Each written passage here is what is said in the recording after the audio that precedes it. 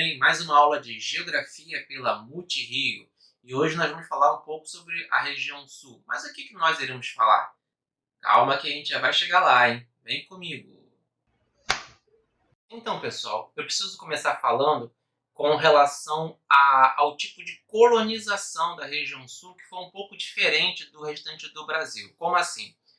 Nós sabemos que boa parte do Brasil, durante o período colonial, foi colônia de exploração. Que era o quê? Que eram basicamente grandes latifúndios, que eram grandes áreas, imensas áreas de terra, que pertenciam a uma pessoa só ou a uma família. Geralmente monocultoras, né, que produziam um único produto, né. Durante um bom tempo nós lembramos dos engenhos de açúcar, né.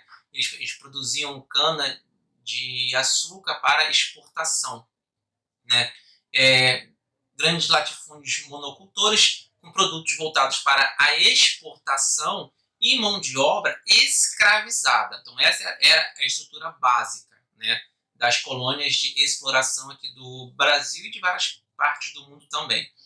O problema é que na região sul, diferente de boa parte do Brasil, que o clima era tropical, o clima dessa área ali, a região sul, era subtropical, que é um clima que se assemelha bastante ao da Europa. É um clima bem mais frio, com invernos mais rigorosos, em alguns lugares chega a nevar, e com isso Portugal não teve um interesse de produzir aqueles produtos tropicais, né, que eles estavam tão interessados. Então, tomaram meio que largar durante um tempo. Porém, por ter um clima semelhante ao da Europa, vários imigrantes europeus foram para essa região a fim de formar colônias de povoamento, que já é diferente da colônia de exploração. A colônia de povoamento, ela basicamente é quase que o inverso do outro tipo de colonização. Por quê? Ela é baseada em pequenas e médias propriedades, os famosos minifúndios, geralmente propriedades familiares. Então, a mão de obra era sobretudo familiar, a própria família trabalhava ali na lavoura.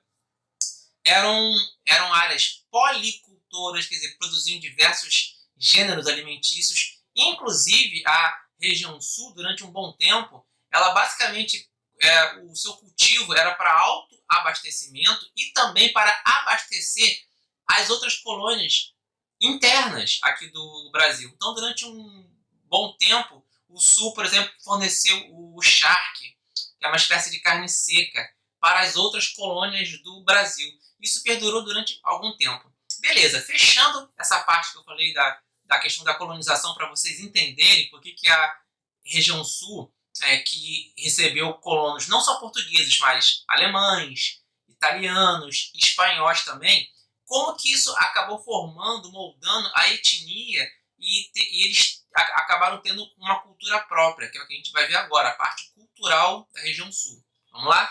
Vem comigo.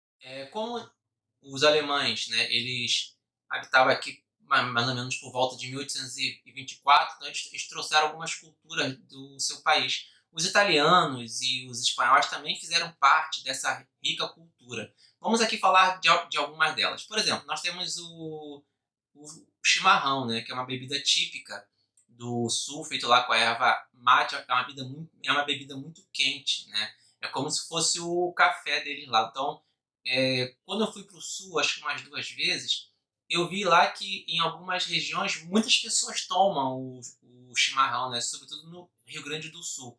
Mas também nós podemos falar de uma tradição que tem muito no Paraná, que é a dança da fita. Essa dança, ela é bem característica desta região, né? E aí nós temos um mastro, que eu vou colocar aí na foto para vocês verem, né? Com fitas, geralmente são pares de fitas, né? As fitas têm que ser por par. E aí há uma dança em que eles vão se entrelaçando nas fitas até não poder mais. É muito interessante essa dança e mostra como que a cultura, né? Como que o Brasil ele tem uma cultura muito rica. Fora, além dessa dança das fitas, nós também temos a tradição do boi de mamão, por exemplo. Temos também a famosa Oktoberfest, né? Que geralmente é o festival lá da cerveja. Com relação à culinária do Sul, né, podemos citar, como eu até falei já, a questão da tradição do chimarrão. Temos também o barreado, é um cozido de carne, que o processo todo dele de preparação demora, em média, 12 horas. Né? É um dos pratos típicos lá da região Sul.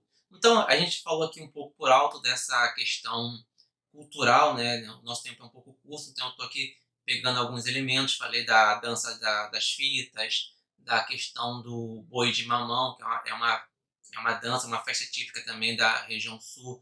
Falei da questão do chimarrão, tem o churrasco também, o churrasco gaúcho, ele é muito famoso.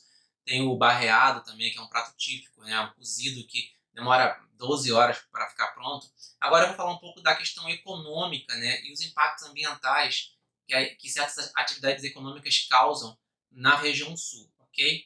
A região sul, ela é muito famosa pela sua agropecuária, né? Nós temos ali por exemplo, a criação do gado italiano de leite e o gado de corte Nelore, são raças de bovinos.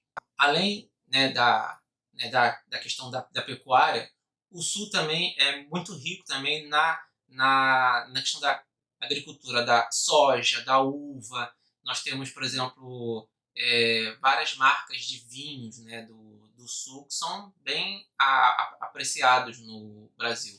O sul tem uma boa produção de vinhos. A erva mate, como já foi falado na questão do chimarrão, soja, tabaco também. Então, a questão da agricultura e da pecuária da região sul, ela é bem diversificada.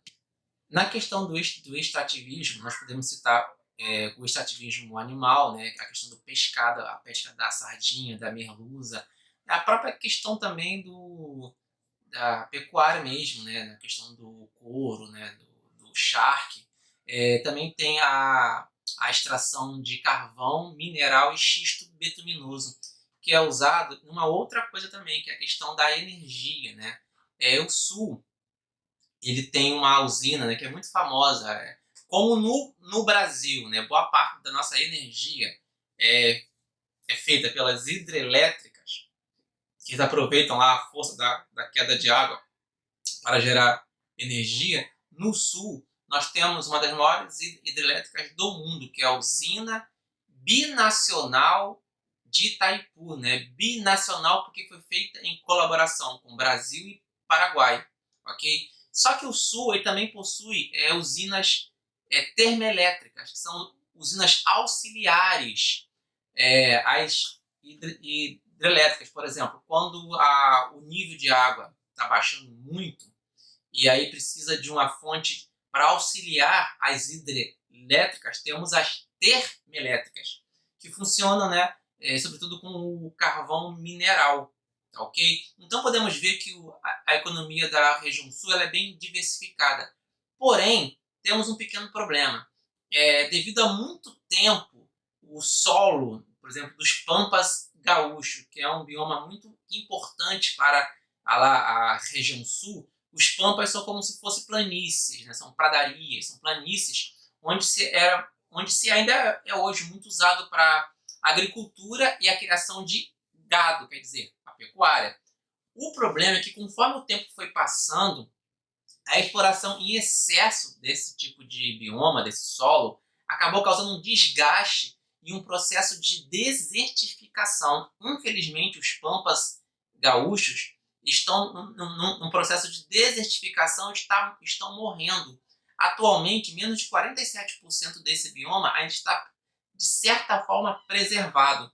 Um outro fator também que é muito ruim, que a gente tem que citar, é a questão das famosas desertos de floresta. Mas como assim, professor? Deserto? Floresta? Como assim? Vou explicar. Comercialmente, se usa muito o eucalipto, né, para a produção de celulose, para a questão do papel, né, madeira também, para conseguir madeira. Por quê? O eucalipto é uma madeira que absorve muito carbono. E isso acaba acelerando o seu processo de crescimento. Então, comercialmente, é muito bom você plantar eucalipto. Por quê?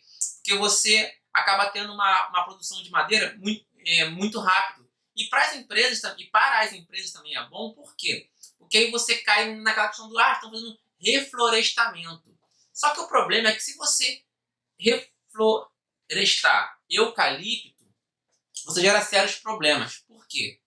O eucalipto é uma planta muito nociva para o solo, porque o eucalipto ele não é uma planta nativa. Então, para você plantar eucalipto, né, nessas regiões aí do sul, inclusive nos Pampas, você tem que tirar a vegetação nativa. Então, você acaba colocando uma planta estranha ao ambiente.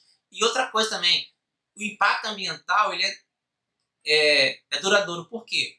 O eucalipto ele produz umas substâncias que para outras formas de vida, para outras plantas, ela é tóxica. Então você acaba matando e impedindo que no futuro aquela vegetação nativa volte a crescer ali. Então, isso é mais um dos fatores que está causando uma degradação no meio ambiente, né? Nesse caso, no meio ambiente do sul, eu estou aqui especificando um bioma, que é o Pampa, os Pampas gaúchos, ok? Então, nós podemos entender que sem o uso consciente do solo, né, sem uma agricultura, um uso consciente que leve em consideração o descanso da terra, você não usar de uma agricultura ou de uma pecuária agressiva ao solo, você acaba tendo o solo por mais tempo, né? E o que acontece hoje, né, não só na região sul, mas em boa parte do Brasil, é que devido a séculos, né, de um uso excessivo do solo para a plantação e para a criação de animais, hoje em dia o solo está assim, o solo fértil está se deteriorando, né? Eu lembro uma vez quando eu fui numa ex-fazenda de café no Rio, eu pude perceber que ali o solo estava num processo assim, de desertificação muito grande. Por quê? O solo foi usado de maneira de uma maneira errada, sem nenhum critério. Foi usado a exaustão. E hoje em dia a gente está vendo esse processo de desertificação.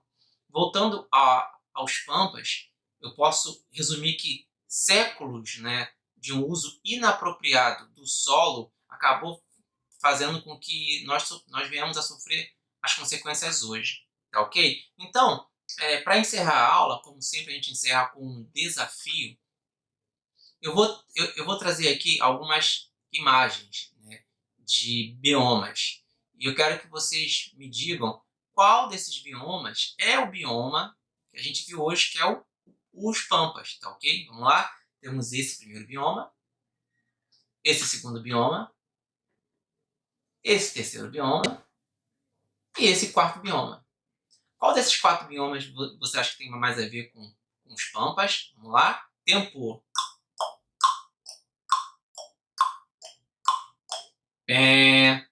E aí, conseguiu? Esse aí, gente, é a letra B. Você pode ver que ele tem um aspecto mais de planície, ok? Então, meus queridos, por hoje é só. Muito obrigado por vocês assistirem esse vídeo, tá bom?